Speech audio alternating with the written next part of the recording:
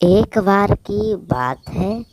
एक बहुत अच्छे और प्यारे गांव में एक बड़ी और विशाल नदी थी। नदी के आसपास बहुत सारे पेड़ पक्षी की आवाज़ आते रहते थे।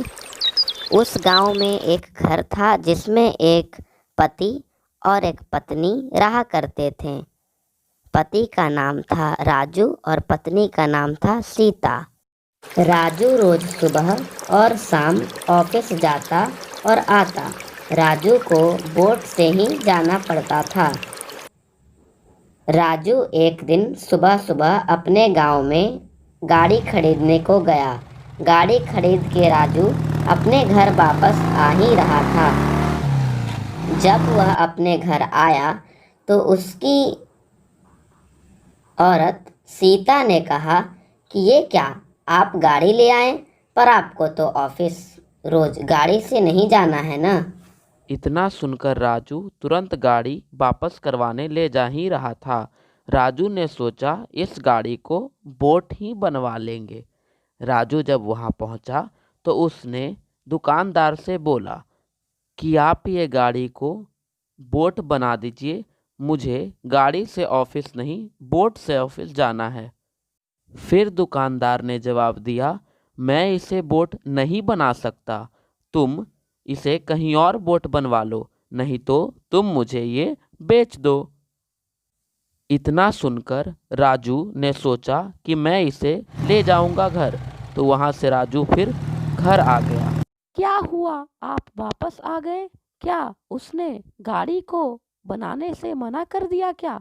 हाँ, दुकानदार ने कहा कि मैं इसे बोट नहीं बना सकता, तुम मुझे बेच दो या ले जाओ। फिर मैंने सोचा इसे मैं खुद बोट बना लूंगा। तो ठीक है ना, आप बस मेरे लिए एक पंखा ले आइए, मुझे उसकी ज़रूरत है। भाई साहब, आप मुझे एक पंखा दिखाइए जो बहुत मजबूत हो और अच्छी हो।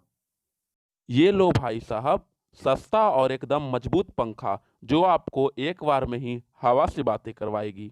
अगर ये ऐसा बोल ही रहा है तो क्यों ना मैं 2 पंखे और ले लूं, अपने बोट बनाने में काम भी आ जाएंगे।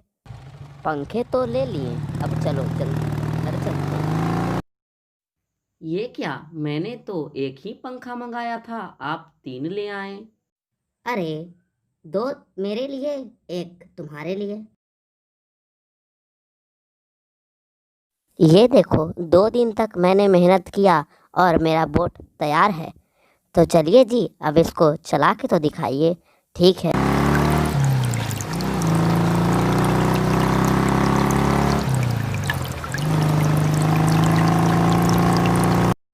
उसी दिन सारे गांव वाले राजू को देखने के लिए बेसब्री से इंतजार कर रहे थे।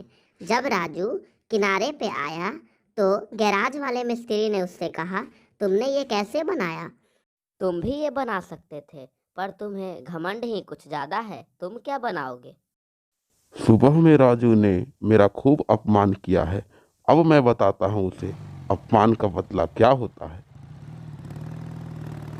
आ आ बचाओ बचाओ बचाओ बचाओ, कोई बचाओ मुझे, रोको रोको रोको, राजू राजू बचाओ बचाओ राजू।